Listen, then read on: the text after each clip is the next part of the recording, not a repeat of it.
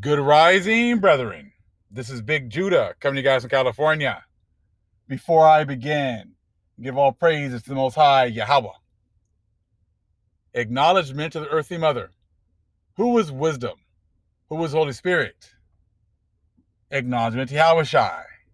I pray the Most High blesses this lesson this evening, gives more knowledge and understanding of the events of the past, in order to understand the events that are currently happening on the earth, so we get a much better understanding of the things that are soon to come on the earth. We are seeing how these events are playing out, and many of the things that happen to us are now happening to the Gentiles. They're also happening to the 2/3 that have aligned themselves with the Gentiles as well. We see why it's always been about knowledge and understanding. And the other nations have been pushing their knowledge all this time. We're going to take a look at the scripture right here. Hosea 4. Main part of it is 6, but we're going to read, we'll start at 3 and go ahead and read on down. Therefore shall the land mourn, and every one that dwelleth therein shall languish, with the beasts of the field, and with the fowls of heaven. Yea, the fishes of the sea also shall be taken away. So the land is going to be mourning here. Everyone that dwells therein is going to languish. And you see that right now. The Gentiles had their time, but now the whole earth is mourning. The people are just kind of like they're just like empty vessels walking around with no understanding because they have no knowledge. It says, yet let no man strive nor reprove another, for thy people are as they that strive with the priest. Therefore shalt thou fall in the day, and the prophet also shall fall with thee in the night, and I will destroy thy mother. My people are destroyed for lack of knowledge. Because thou hast rejected knowledge, I will also reject thee, that thou shalt be no priest to me, seeing thou hast forgotten the law of thy God. I will also forget thy children. These other nations never really had knowledge, but this last year they had an opportunity to hear it. The world has had an opportunity to hear the truth, and they have rejected knowledge. They have rejected the truth of the Most High. They have rejected the law of the Most High.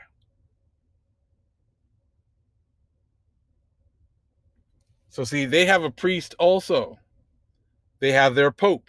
They have their priests of Mahan. Okay, so look at 5. Therefore shalt thou fall in the day, and the prophet also shall fall with thee in the night, and I will destroy thy mother.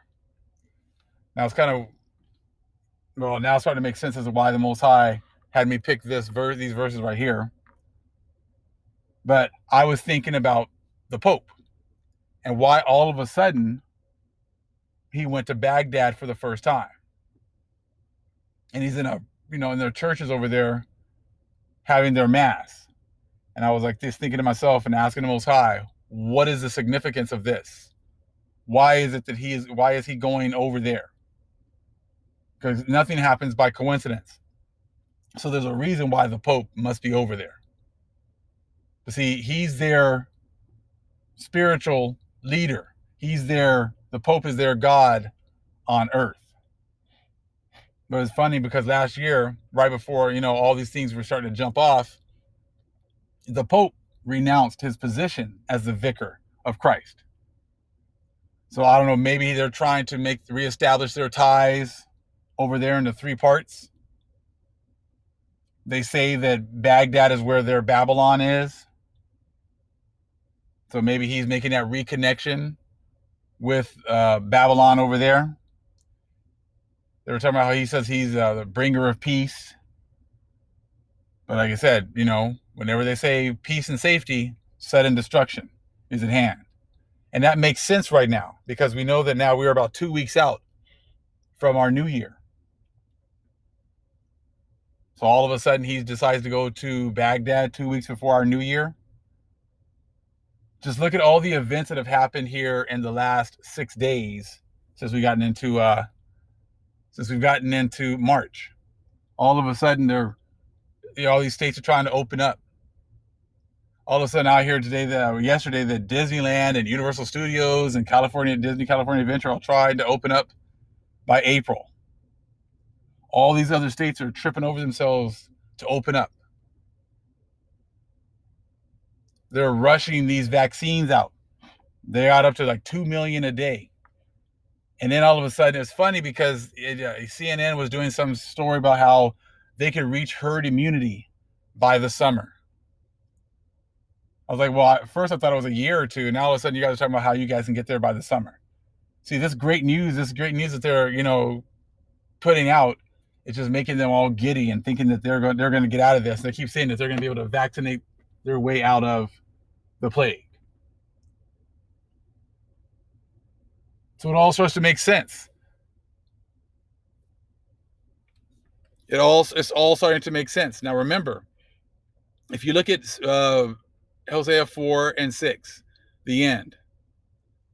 It says, I will also forget thy children. Now, remember, this first plague didn't really affect the children that much. Now, it would make sense that the next plague is going to affect adults and children. See, history is our teacher. The Gentiles have always held up their kids and made it seem as if they're never going to have to deal with adversity, even though they have been the ones that have been killing our kids, destroying our children. The plague, when it hit our people, did not skip over the children. In fact, even with when the destroyer came in Egypt, took the firstborn. Didn't matter if they were young, old. Remember, the Pharaoh lost his child. So then it would make sense then that this next plague is not only going to affect adults, but it will affect children as well. Their whole left behind notion about how the kids get just taken away because they're too young to deal with this adversity or had to make a decision. The decision has been made for them. The Most High is the one that has decided. So when it talks about forgetting thy children, he gave them a reprieve maybe this first year. But we know that eventually the Most High is going to be dealing with their kids as well, just like he dealt with ours. Our children were raped. Our children were killed. Our children were ripped out of the wombs of their mothers. This is all just a setup to show who the Most High is really working with. The other nations, like I said, they have no understanding whatsoever. They're still following the priests of Mahan, even though we've shown how the priests of Mahan are not the former of all things. All they are the usurpers. They come in after the fact and rename things as if they've always been there. And that's what we're going to get into right now. Let's read a little bit more here. Let's read 7. As they were increased, so they sinned against me. Therefore will I change their glory into shame. They eat up the sin of my people, and they set their heart on their iniquity. So you get 7 there. As they were increased, so they sinned against me. That's what the Gentiles have done. They got the blessing, and then they sinned even more against the Most High. So therefore will I change their glory into shame. So all this glory that they've been walking around, making it seem as if I built this is mine. I will never have to pay for anything. My children will never have to pay for anything. That's not going to continue. Most High says he's going to turn their glory into shame. So that's what we're going to do right now. We're going to turn their glory into shame with what's written in these books.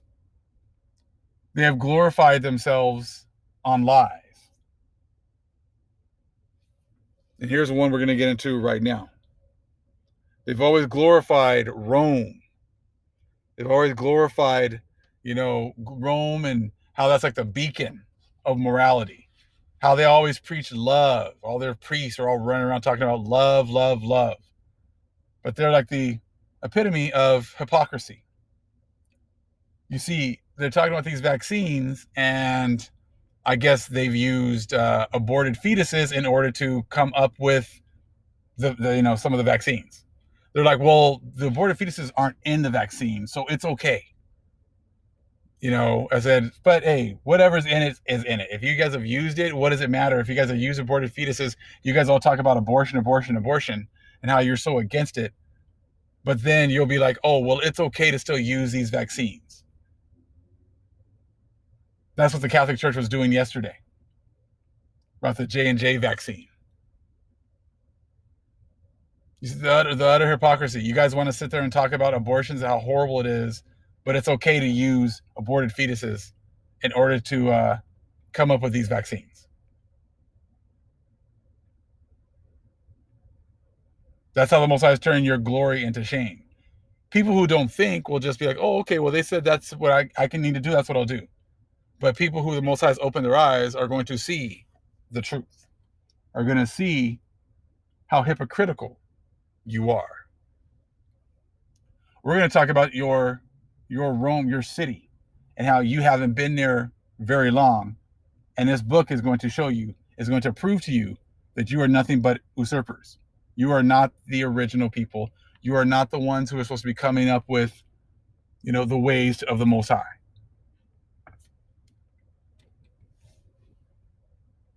We're going to get into the medieval empire of the Israelites.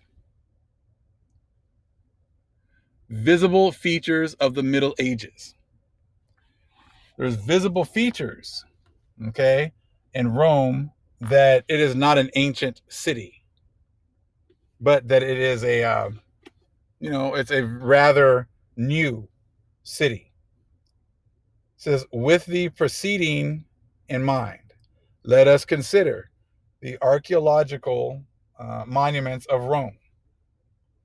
Let us suppose that although it is difficult to trust the traditional historians, still it is impossible that in an Italian Rome there are no monuments which are the tangible evidence of the eternal city's glorious past. So listen to that again. It is impossible that the Italian Rome, that in Italian Rome there are no monuments which are the tangible evidence of the eternal city's glorious past. Let us consider what it is. Then that the Roman guides show the millions of tourists who arrive from all over the world. So there's nothing there that proves that this is an ancient city. So when people are going there, what are they showing them? The answer is simple: medieval ruins. That's what they're showing the people. They're just showing them medieval ruins. Here is the evidence. The first two lists of Rome's monuments were compiled only in the 12th and 13th centuries AD. Very curious lists. No historians will agree with them. Judge for yourself according to the list. The Basilica of Constantine is named the Temple of Romulus. The Church of St. Sergius at the same time was dedicated also to St. Bacchus. Among the medieval Roman saints are met St. Achilles, St. Quirin, St. Dionysius, St. Hippolytus, St. Hermes. There is no reason to doubt the documentary evidence itself. Therefore, the conclusion immediately offers itself. Such saints really were known in the Middle Ages. Only when they became heroes of ancient poems and chronicles, the definition saint underwent a transformation.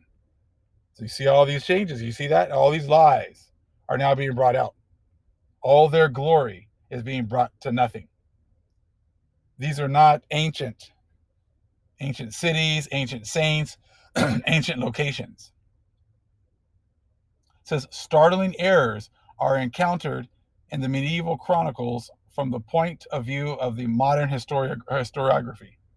For example, Richard maintains that the famous ancient equestrian statue of Marcus Aurelius was cast and delivered by order of Pope Clement III at the end of the 10th century.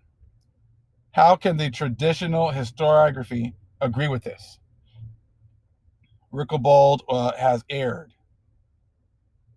Was only similar work in bronze then able to be executed given the low level at which art stood then in Rome? So see, art at that time was at a very low level.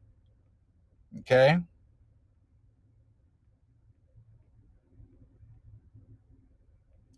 The historians ask, guessing that in ancient Rome, and of course they put ancient right there in quotations, Rome, art stood at an immeasurably higher level, only to disappear somewhere but appear again.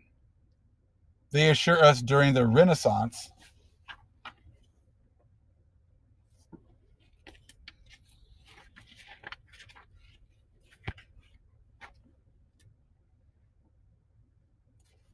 says, we recall Francisco Petrarch, the great poet of the 14th century.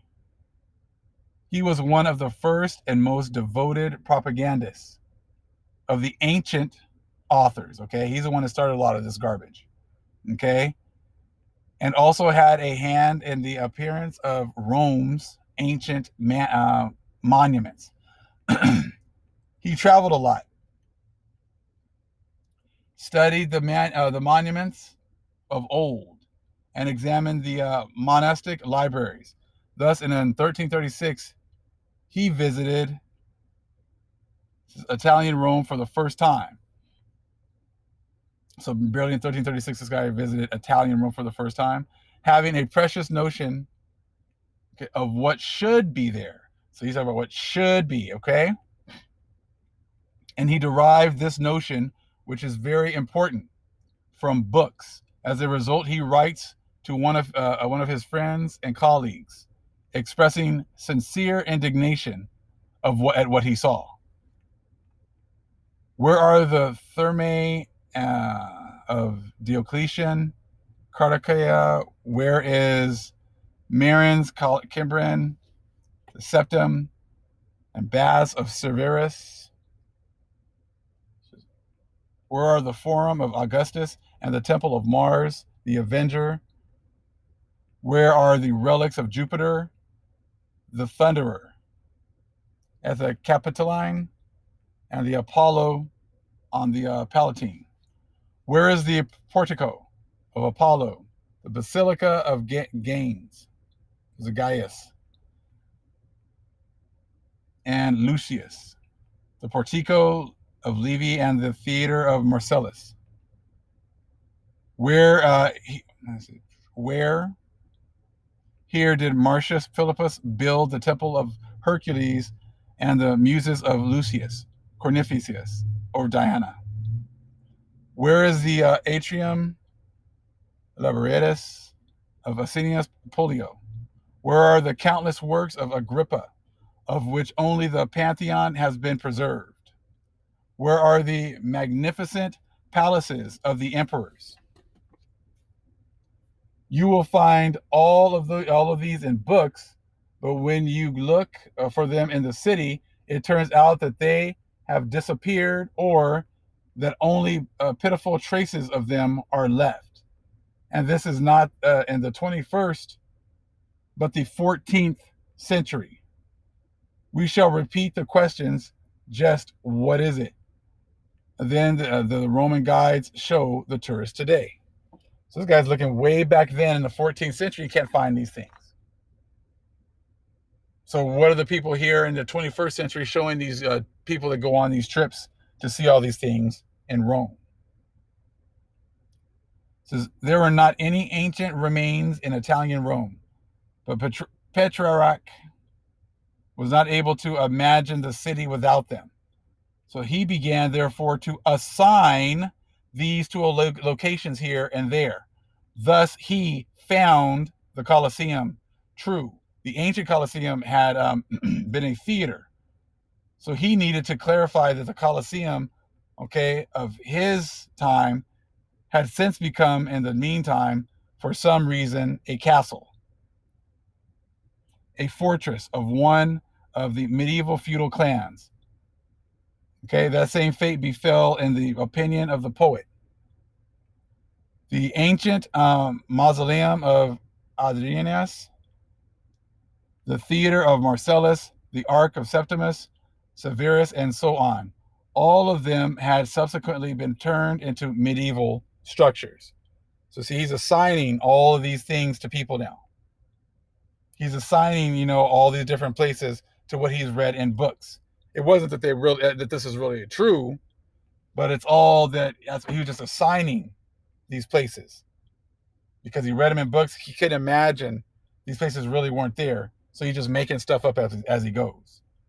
It says, in our view, Anatole Fomenko, who thinks that the construction in Italian Rome of the buildings and structures, which are today called ancient, today they're calling them ancient, began only in the 14th century AD, is profoundly correct. They were built by analogy with the architecture of New Rome, Constantinople, creating the capital of the new empire in the process, ergo antiquity.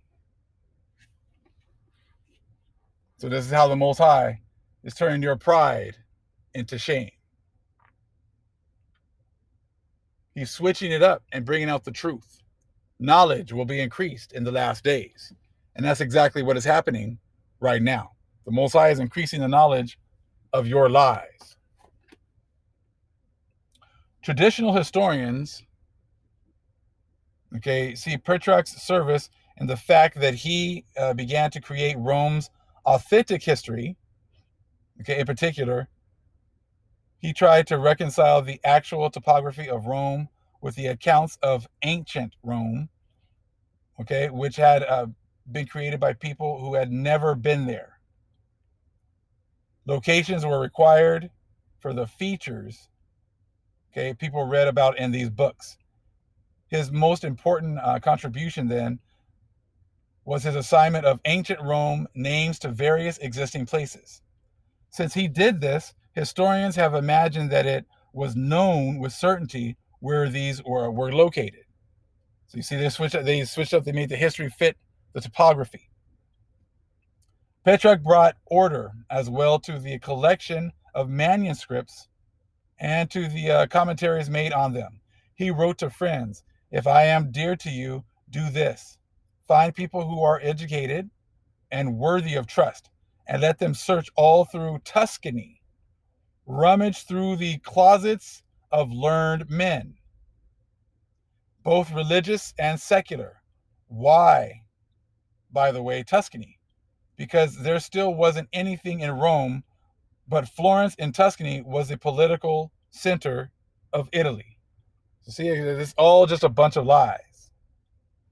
So in answer to Petrarch's request, manuscripts flowed to him. If he asked, the text of Cicero's speeches, there were found after some time without fail. He himself found Cicero's letters in the cathedral library in Verona. No one had previously known of their existence, and then Petrarch himself sought to know why not the original, but only a copy existed. But we will not find fault with such details, since the chronologists composed history. Petrarch and his friends were the resurrectors of ancient literature. Such, okay, was the time. The poet acknowledged in a letter to Livy, yes, that same Livy, who lived supposedly at the start of the new era, that the age pictured by a colleague seemed so beautiful to him that he longingly noted, in delightful dreams, I imagine myself living among these great people, and not among the thieves and bandits who in any event surround me. One more attempt to appeal, okay, to his contemporaries to follow the example of the people of the golden age of antiquity, contrived but so attractive, these delightful dreams of the past. Petrarch wrote, in my composition is contained only that which relates to virtues and vices since. If I am not mistaken, the true mission of a historian consists of showing his readers the examples they should follow and what they need to avoid.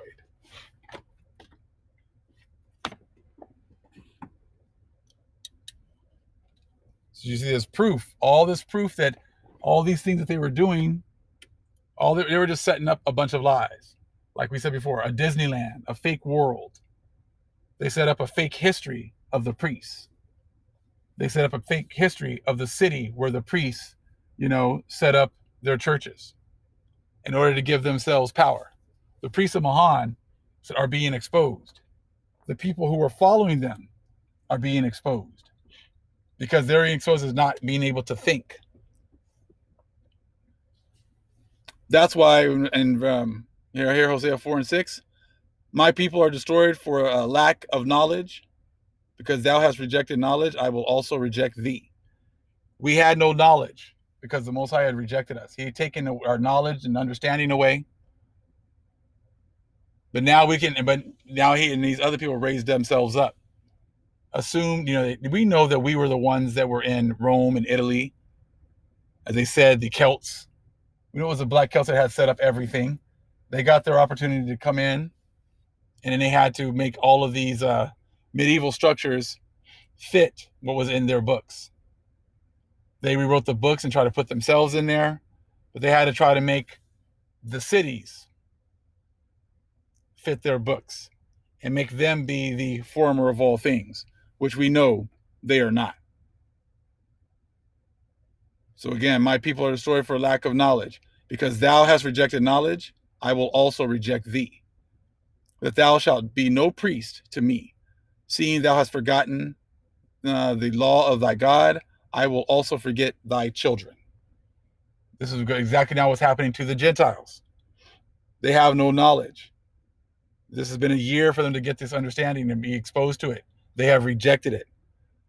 So since they rejected the Most High is about to forget their children. Their children are going to have to pay also, just like our children had to pay.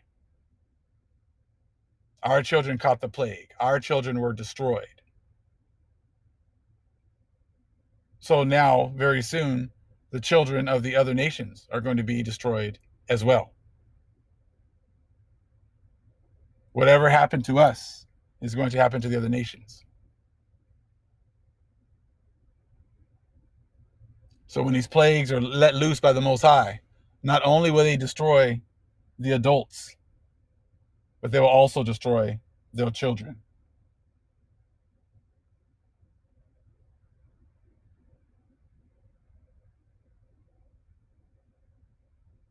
And that's something that, they always want to hold their hat on. Oh, well, it's only killing kids. It's not affecting the children. Well, the Most High is about to turn up the heat. He's about to unleash. He's about to unleash the last 3.5 years of the Great Tribulation. And the Great Tribulation is not going to be just on a small group of people.